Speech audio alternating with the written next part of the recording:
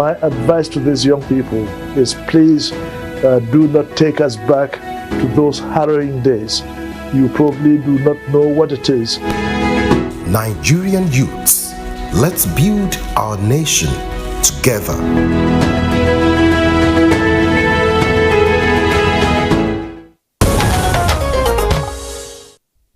Thank you for staying with us on Good Morning Nigeria. And up next on the program is Newspaper Review.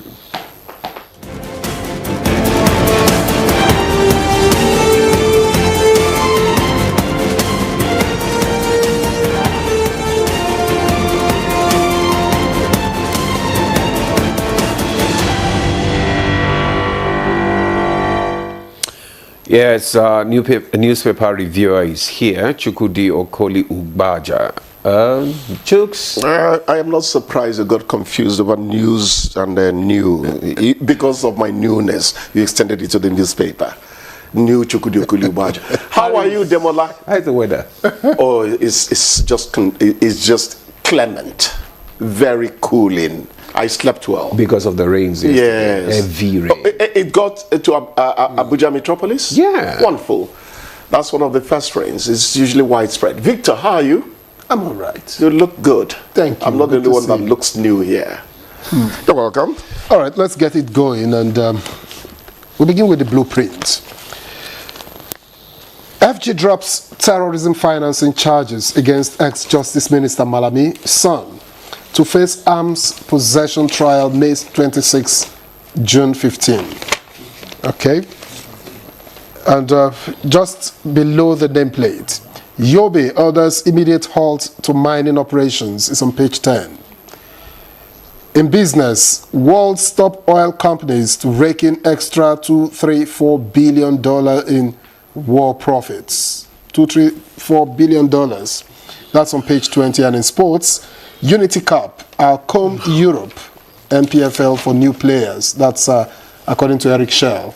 And the story is on page 32. Above the nameplate, new NERC mini-grid regulations will fast-track large-scale project delivery. That's according to the REA-MD. And you get details on page 21. Two other stories. Flood to hit Lagos, Bayelsa, Delta, Adamawa, 29 others. That's according to the FG.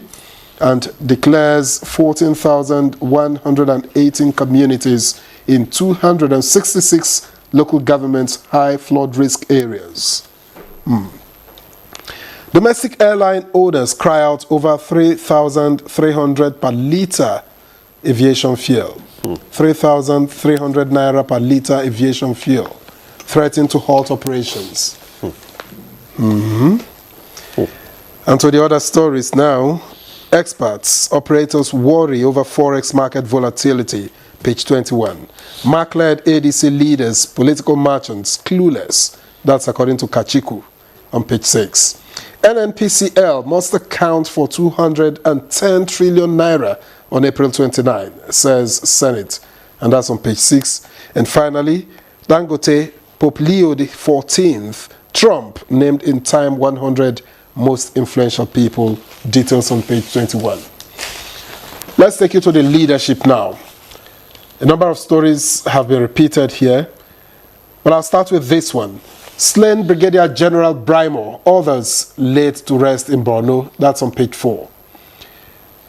Below the nameplate, Nigeria's debt rises to 14.61 trillion naira by 14.61 trillion naira to 159.28 trillion naira. Astronomical. And the lead story here, flooding. NCDC warns of possible disease outbreaks in Kaduna, Kogi, Niger, and 7 others. FG, 14,118 communities in 33 states face FCT, also face high flood risk, and it's on page 4. The tiny strip above it, mixed reactions as ACF urges Tinubu to prioritize security. That's on page 4. An economist urges broader strategy as Nigeria's inflation hits 15.38%. That's on page 25. Major voting blocks in Northwest are with APC. Yilwada, page 7. Single 4-year tenure for IGP gazetted, page 18. Middle East crisis, Nigeria others may get IMF's $50 billion support. And finally, Atiku, I believe 2027 will be my last presidential run. That's on page 24. Okay, let's move on to the pilot, the Nigerian pilot newspaper. And just above that nameplate, we have NCDC flags 10 states at high risk of cholera disease outbreak. Details on page 9. Governor Diri Lord's Delta Ijaw Unity, and the federal government inaugurates panel to probe Plateau mine gas tragedy. Details on page 9. Nigeria's public debt rose to 159 trillion naira in 2025 DMO. Details on page 5. Then the flood alert, which also Victor read in those two newspapers. Then we have insecurity, we are at war, northern leaders. Details of that story, it's on page 9. Nigeria's inflation rate rises to 15.38% in March, MBS. Details on page 6. Senate sets April 29 deadline for NNPCL to account for missing 210 trillion naira. Details on page 5. Abuja water scarcity triggered by damaged pipeline, says Wike. Details on page 6. Chooks, I believe 2027 will be my last presidential run. We can't speculate on his behalf. Make with a look. but that's what he said. But he's not speculating. He said so. On a sad note, slain Brigadier General Brimo and other national warriors have been laid to rest in Borno. You know, civilians like me will say, why don't you take him to his father's compound? The people will prefer that. Then some people tell you that burial site has become a national monument. It leaves a sour taste in our mouth, but you see, when you're in uniform, anything can happen sometimes, anytime, sometimes. Okay, we pray that God receives the souls of those who died defending us. Amen. Very important to say that. 3,300 naira per liter for aviation fuel. Did you read that? Yeah, I did. I was beginning to jubilate that he could manage, you know, a flight maybe once in a month to go and see Madam and the children. They're sending my Demolad back to the road. It's not quite fair. Affordability is a major concern now. Don't ask me the last time I flew. I won't answer that question. Okay? Terrorism financing is out for Malami and his son, but this time around they are talking about illegal possession of firearms. Well, you're not going to be very robust about saying why the initial mistake and all that. Due diligence has to be done even when you're investigating, so that about turns do not happen. But cases in court, we can't go beyond that at all. 15.38% inflation rate for March, understandably too. Grounders are really going up. And even the maize we said had hit 600 naira per mudu. I hear it's got up to 114 now. So it's to be expected. I just pray that the Middle East crisis is handled. I hear that the Iranians and the Americans are giving us positive signs. They're having a discussion, another set of discussion. Right? Indirect messages have been going on. It's likely they will have a second round of direct talks. We'll have Islamabad to thank for that if it works out. That's Pakistan. They have been doing the talks. That is the issue. You know, when you look at the positions that both parties are taking, they are too far apart. Far apart. Look at the positions. No, naturally, when you're in that kind of on its right, you know, to develop, you know, their nuclear energy and all of those. Iran will US still says, no, you can't. Iran will still say, okay, let's halt uranium enrichment for 10 years. You're going to hear that. 16 on 5. It will get up to that. The Americans, you see, Trump, whatever you think about him, he has his ways. The Americans blockaded the Iranian blockade. The ports of Iran are blockaded. They can take things out. They are playing what they call the maximalist option in negotiations. Take it to the high heavens. Maybe you'll fall halfway and get what you want. You know, aim for the sun. If you can't make it, you can at least land on the moon. That's what they are doing there. Don't mind them. They'll get us out of this mess they put us in. It's really unfortunate. And then the flooding yes, will hit quite a number of states and more than 14,000 communities. You know, the frustrating aspect of it is that these projections will be made and yet the devastation would happen. That's it. What is the little we can do? Let us keep gutters clean. The people who drop plastic materials in gutters are not helping themselves, not to talk of the environment. We have to groom hygienic ways of living our lives. It's not just that you're blocking the drains and flooding is happening. The floods will create catastrophe in terms of disease and washing of soil surfaces. That's not going to help your crops grow. Mm-hmm. There are many implications. We need to become more aware of how we need to handle Mother Earth for it to keep on serving and feeding us. You know, it is very unfortunate. We should be preemptive, not reactive to flood problems. Although almost 3/4 is now caused by climate change, which you and I do not have a lot of control over. You're talking about the prediction of this year, of just yesterday, right? Or 2 days ago. I'm talking about predictions, the fact that we've known these things, we know this thing every year. Yeah, and still it happens. That's what I alluded every to. year. That's what I alluded to. That's what we will be told on and on, yet not much will be done. The way some people drop plastic things in gutters, it nauseates you when you see it. But the real calamity is that when you tell them, they look at you and, what is he really complaining about? So they are not even aware. Maybe we should go back to war against indiscipline. Yeah, but must we be coerced into thinking properly? I don't know. That is a big problem for me. When I'm in a car and people throw things out of the window of the car, I start a fight in the car. Well, not the physical fight. But I start lecturing. You wouldn't do this in Ghana and get away with it. And that's not a joke. You don't do that in Ghana. What is so special about them? Why can't we think the way other people think? It's just indiscipline. Indiscipline. The next thing you hear is that Tinubu will come to pack it. We believe in enforcing the law. We don't believe in obeying the law. It doesn't work that way. It doesn't. Never ever. You know? Okay. So are you flinging another one my way? Yeah. ACF is telling the presidency to take the war against insurgency to a higher level. Yeah, they are saying what they should say. At the end of the day, the government is a caretaker.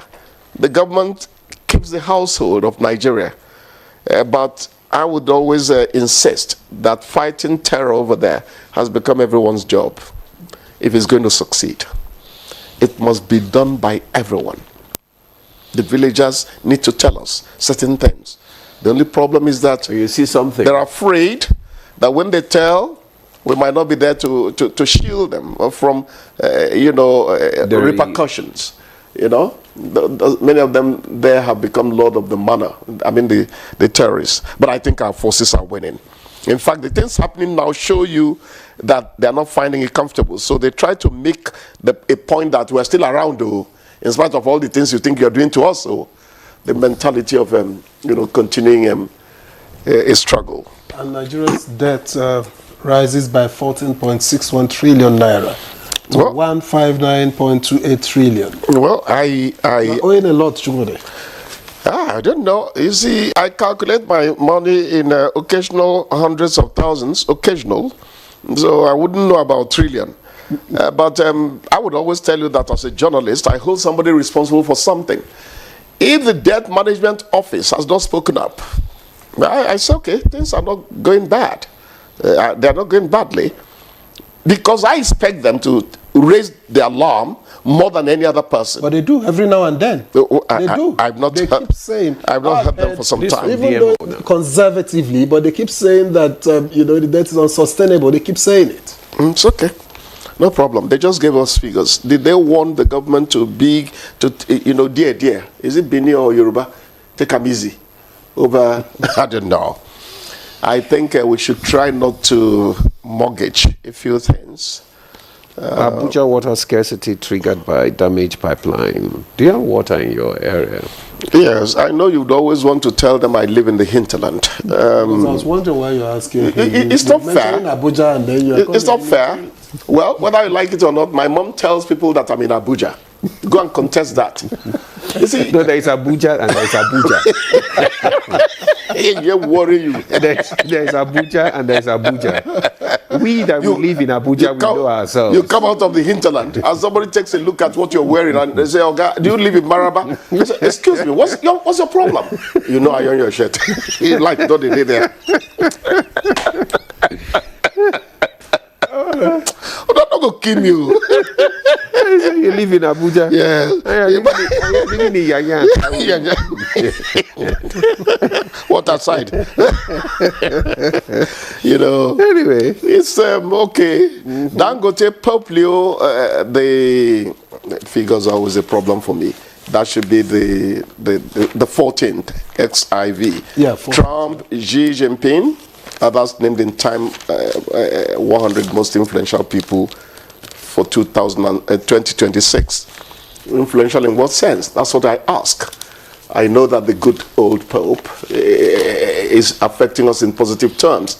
I like the response he gave to Trump the other time. I don't fear Trump.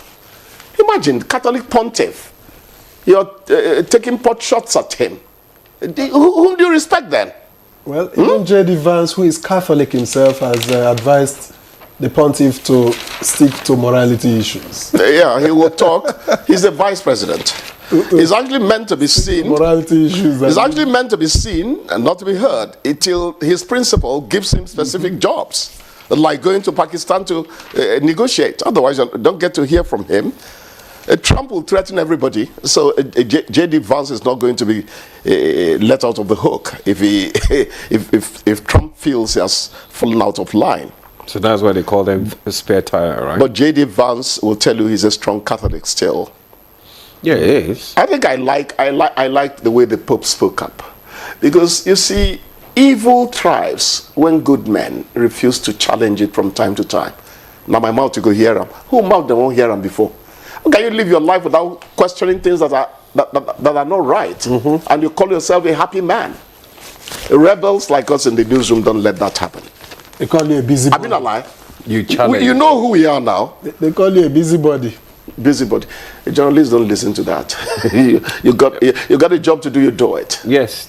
Just be careful. That's why you have to be a busybody. And congratulations, you were able to scale through yesterday. And Arsenal is the only team that has beaten Sporting Lisbon at home this year. They beat PSG 2-0 at home. So please, show us some respect.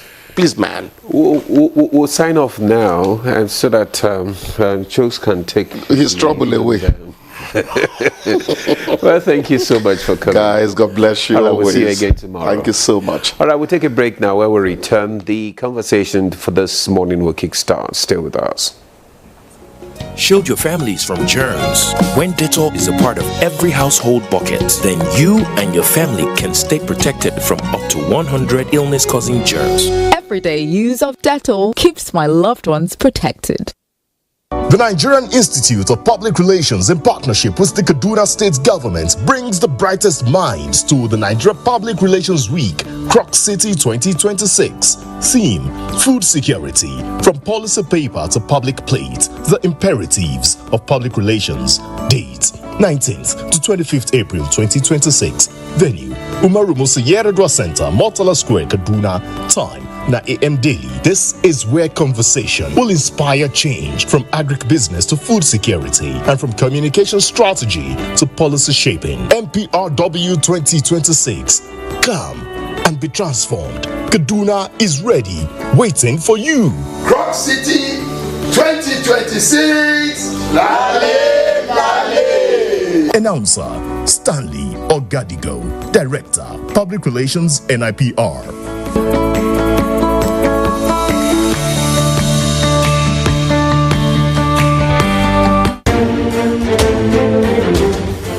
The Renewed Hope Initiative RHI presents the RHI Green Nigeria Challenge. Go green today for a greener tomorrow. This national competition is in 3 categories. The household category is a tree planting competition amongst 11 frontline states in northern Nigeria. Each participating household in Adamawa, Borno, Bauchi, Gombe, Jigawa, Kano, Katsina, Kebbi, Sokoto, Yobe, and Zamfara states will plant a minimum of 1 tree to qualify, with a video evidence of before and after the tree planting exercise. 20 million naira will be awarded to the best household. Submission deadline is 20th December 2026.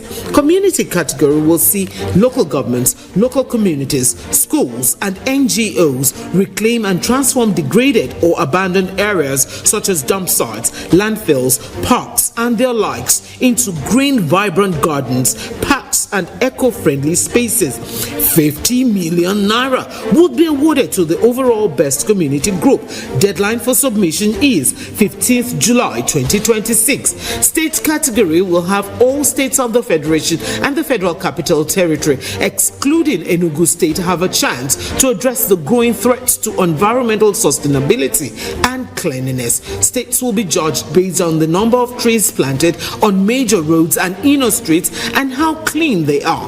100 million naira will be awarded to the best performing state. Already, Enugu State has 100 million naira for being RHI's model green state due to its greenery and cleanliness. Video evidence must be submitted by participating states on or before 20th December 2026. All entries must be directed to RHI Office, State House, Abuja, or email rhi.greenchallenge@statehouse.gov.ng. RHI Green Nigeria Challenge. Go green today for a greener tomorrow.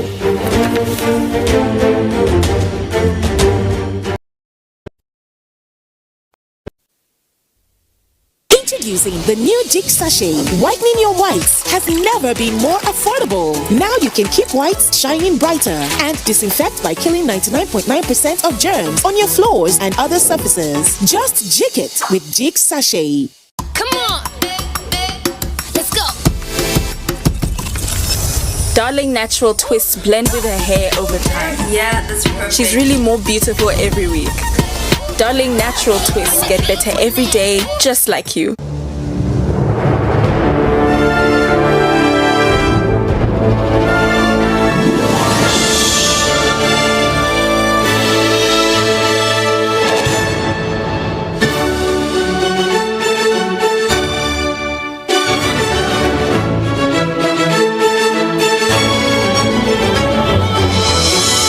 TerraCube, unwrap joy, unleash taste.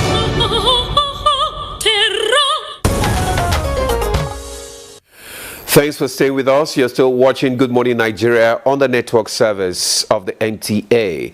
To begin our conversation on the Energized Commercialization Now Econ initiative, here is a background report put together by correspondent Joseph Orson. Year after year, science and technology exhibitions across Nigeria continue to showcase the creativity and ingenuity of local investors. From classrooms to research institutions, young Nigerians are developing innovative solutions across key sectors, including agriculture, automotive, and healthcare, among others, demonstrating the country's vast potential for homegrown development. These innovations highlight a critical truth: Nigeria is rich in creative talent. Yet, a persistent challenge remains: the absence of structural support systems to move these innovations beyond exhibitions into large-scale production and sustainable markets. Too often, promises ideas fade away after the spotlights of fairs and showcases. There appears to be a turning point. The federal government has introduced Energized Commercialization Now, known as ECO, a flagship initiative aimed at transforming research and innovation into market-ready products and viable industries. Energized Commercialization Now would touch on individuals and institutions, individual innovators, individual inventors, and researchers whose research outcomes or inventions are viable and can be commercialized. And of course, as these people are touched, their families would also be touched. The mother of the nation, the First Lady, is the champion of this because, of course, this will involve the youths, the women, who the First Lady and mother continue to advocate for. The initiative will extend to schools, institutions, and communities nationwide, including rural areas, to identify and support talented innovators whose ideas can be developed for commercial use. Commissioners of Innovation, Science and Technology across the Federation met, and we came to align and realign the strategies because it's a nationwide program where we began to collect a lot of research, investment, market, commercial worthy inventions and research outcomes in the area of health, biotechnology, fintech, AI, and manufacturing. A lot. The move aligns with the federal government's broader agenda to diversify the economy, create jobs, and drive sustainable growth. But the big questions remain.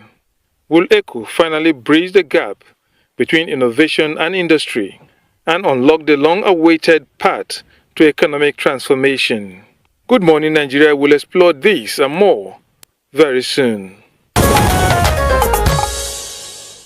Many thanks, Joseph Hussein, for that background report. And right here in the studio, let's now welcome Dr. Kingsley Tochukwu Ude, Senior Advocate of Nigeria, Honorable Minister of Innovation, Science and Technology.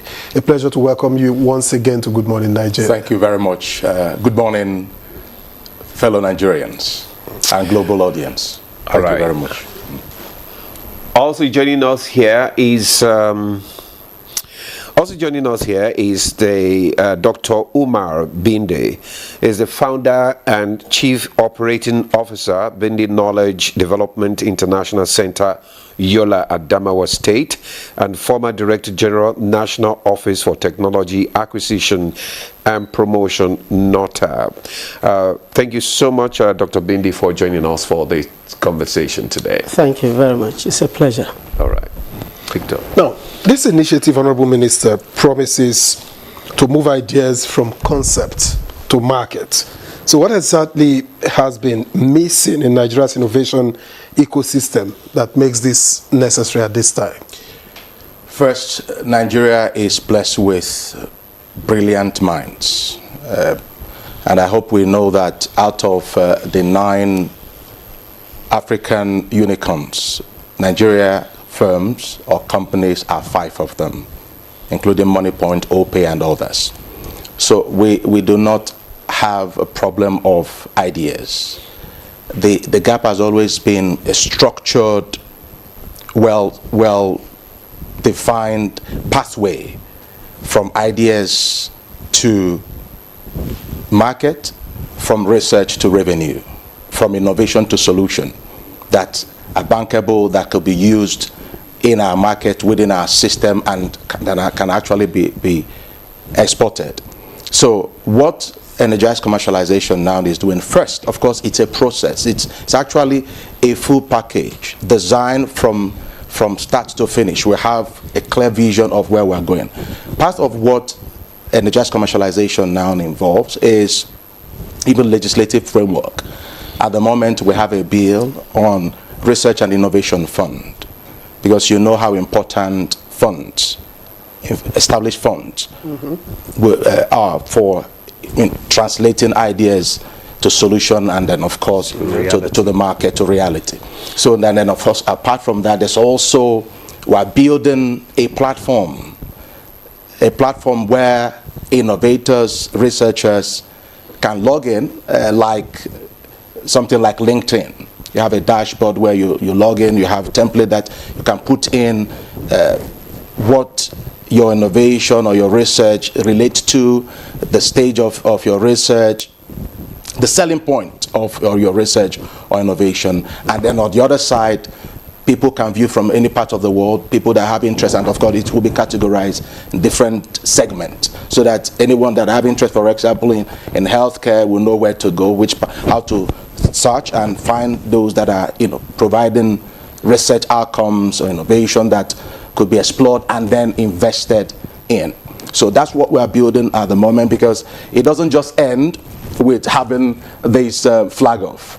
No, because if it's just this flag off, then it will still be the same thing of just doing exhibitions and then the excitement, and it ends there.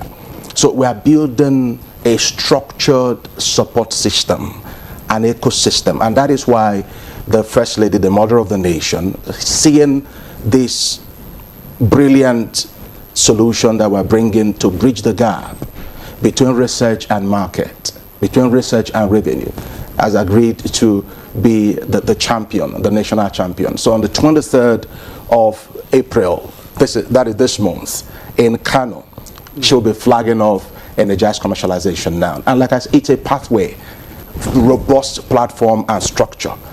And I want to use this opportunity to thank the Northwest Governors Forum, who agreed to take the first step on this program, because we have structured it to be geopolitical zone by geopolitical zone, because we need the synergy, we need the collaboration, right? So the states are involved, but working as a geopolitical zone. So the Northwest Governors Forum, chaired by the Katsina State Governor, said, yeah, let's go first, and agreed that it be Kano. Kano being the center of commerce, ancient city of commerce. When you say energize commercialization now, why now? The imperativeness. Yes. What makes the commercialization of research and innovation urgent for Nigeria's economy in 2026? It's urgent because the world across the world, countries that have made advancement in economy, advancement in even safety, security, and defense, made advancement to becoming world powers.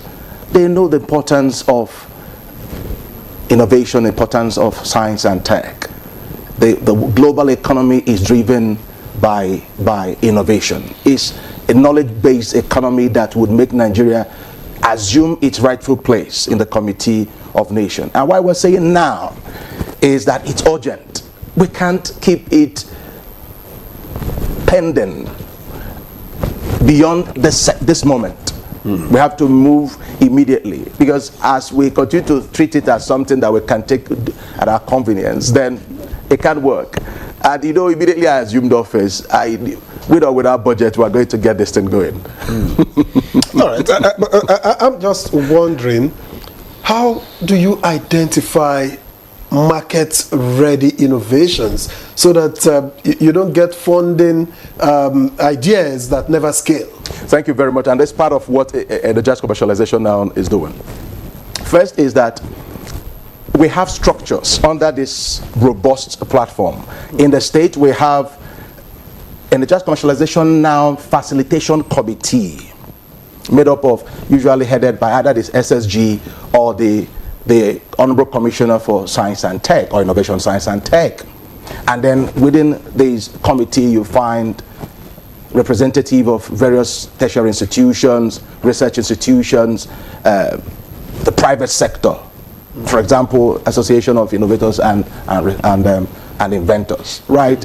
And then, so they come together, and of course we have designed a template that is even on our website, right? Where once you download, it gives you a pathway, gives you defined criteria on how to access your innovative findings or your research outcomes to know whether it's viable. And then, of course, we are providing support through this Econ Facilitation Committee. That is one. Two is that before they even come to that level, of course, there's assessments.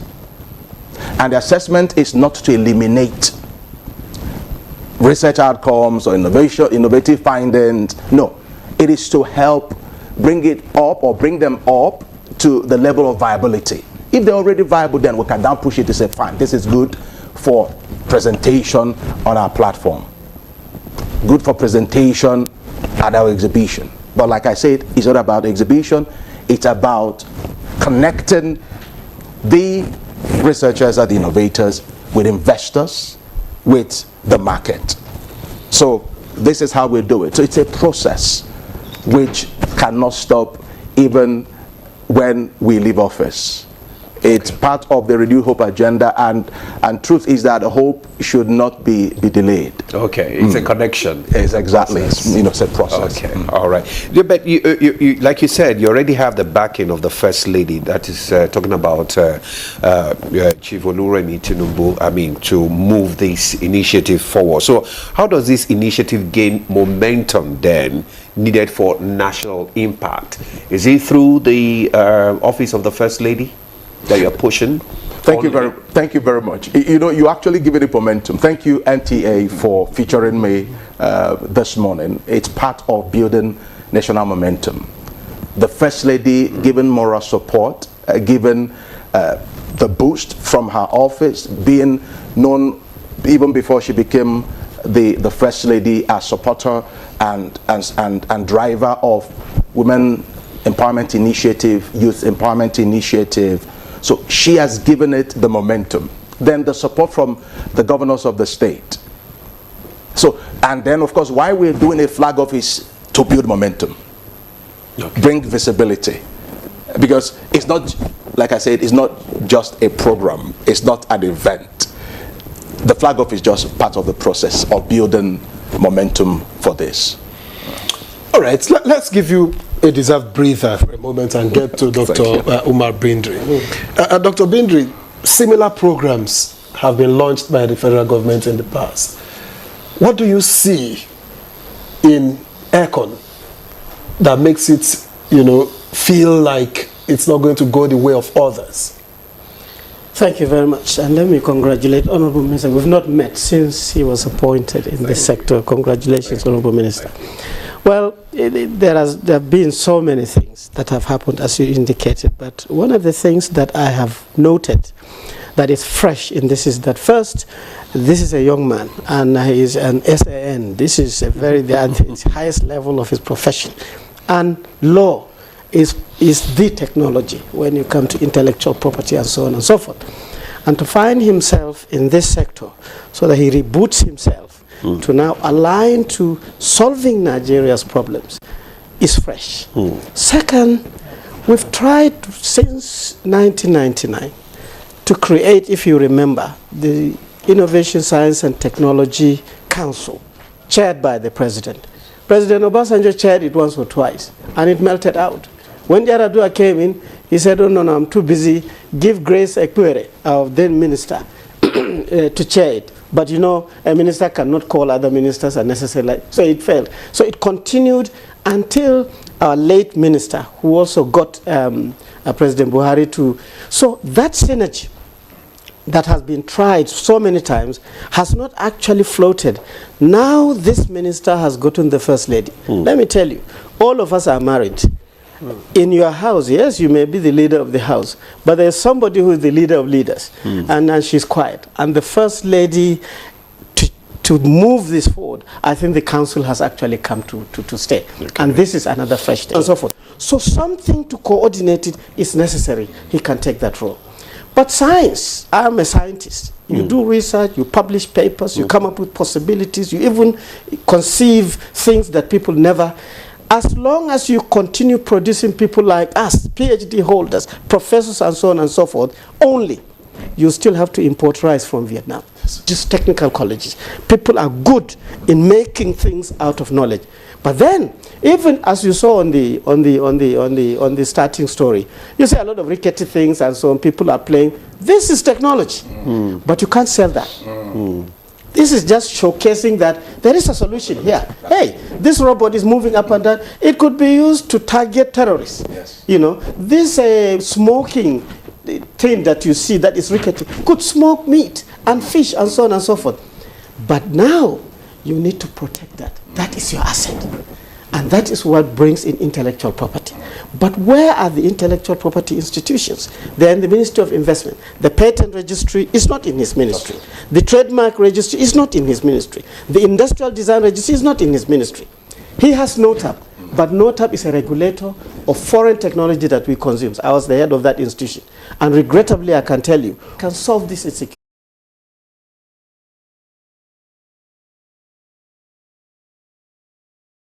Employing Nigerians. It is sort of generating easy things. It is making sure that we have housing, our education. This is the powerhouse. So innovation is not measure of intelligence. Innovation is entry into the market. So what he's trying to do zonally is to say, okay, let us look at all these universities, 309 of them. You cannot have 309 universities and still have 40 to 50 to 60% poverty. Technology that is a knowledge cannot coexist with poverty. So that's what he is saying, that look, we are coexisting like this is no good. We have to crush this poverty, and therefore the best way is now to run around and make sure that the scientists, the technologies, we are innovating, and he is actually the Secretariat of the Renewed Hope, to be quite honest with you. So what kind of technologies from Nigeria labs or universities are actually ready now, are market ready now?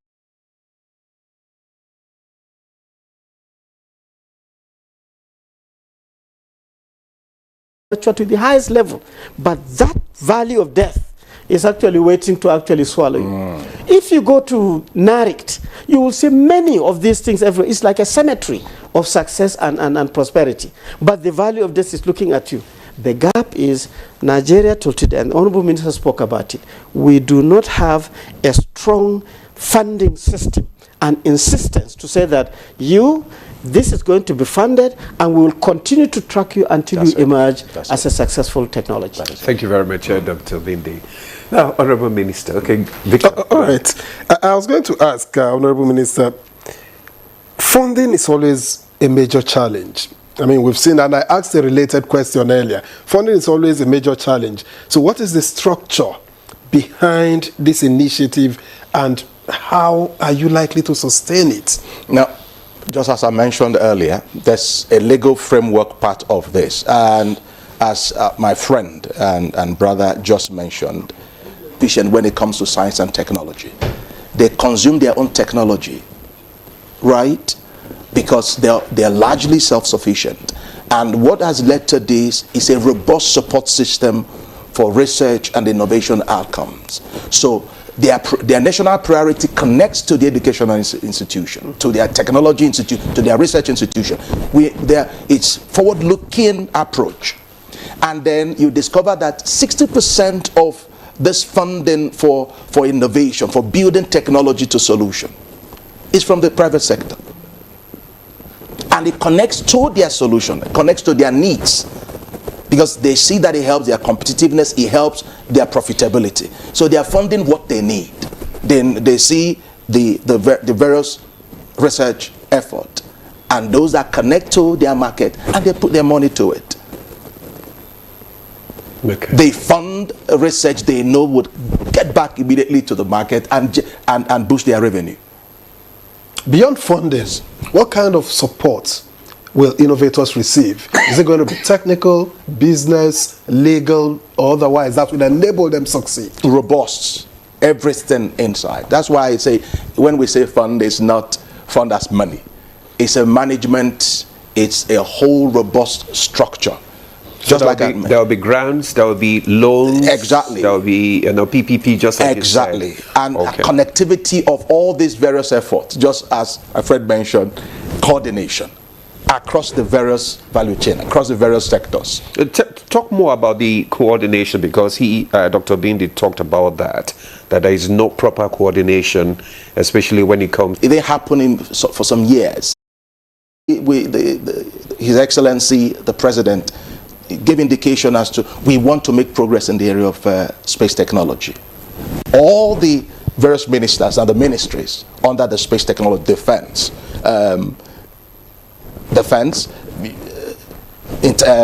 Ministry of Interior, Education, and all the justice, communication.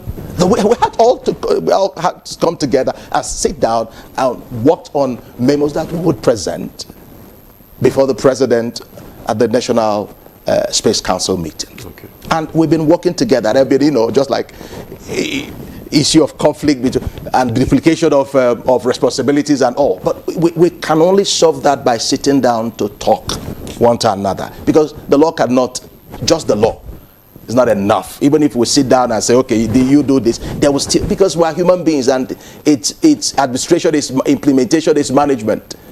So it's when we understand that this is it is protected because they've checked it. Industry will say, okay, I want exclusively to take this and utilize it. And this is where the money starts trickling in. You use my technology, I'm a researcher in the university, out of every 100 naira, you give me 10 naira. So tell us more the role of large corporate organization and multinationals, the role that they should play in this initiative when it comes to co-developers and funding. Well, in most cases, all this big-time industrial setup is encouraged to take the advantage of our economy through foreign direct investment. We are operating on the mode of bring your money, bring your technology, bring your expertise, come and take advantage of our economy. This gentleman is trying to change the narration to say, if you have your money, we have a population, we have a very vibrant economy, bring your money, please. But we have technology, sir. It must be good. So many good you have to do. And that is where this energy comes in. So him alone, getting the technology space, without the road network, without the railways, the movement of goods manufactured, even in Nigeria, will be very, very difficult. With what he is doing, if the power sector does not recognize the technologies in Nigeria on gas turbines, on hydro turbines, and so on and so forth, he is just dancing in one space. But these people also will fight you. They will not leave you to just say, oh, Nigeria is getting better, so let's take our money to go and use their technology. No. They will try to say, no, they must use our technology. Let us find another way. He is now blocking all the gates to say that if you come to the left, you'll see an iron gate. You try top, you'll see an iron roof. So that is the strategy. And without coordination, without breaking this a silo mentality of this is mine, this is my money, this is my ministry, this is my technology. Restricts discretion to put it, to political projects and all. And again, it's important that we note that the private sector will be involved in this. If you leave it to us in the public sector, there may be pressure to do it a particular way that may not align with the trajectory, with the innovation centrism or the goals. But the private sector will be involved. Their money involved, their interest involved, their market involved, connected to it, profitability. So their eyes will be on it. So it's a safeguard, legal safeguard, stakeholder safeguard. So how would ECON prevent this from becoming, another pilot that doesn't scale through?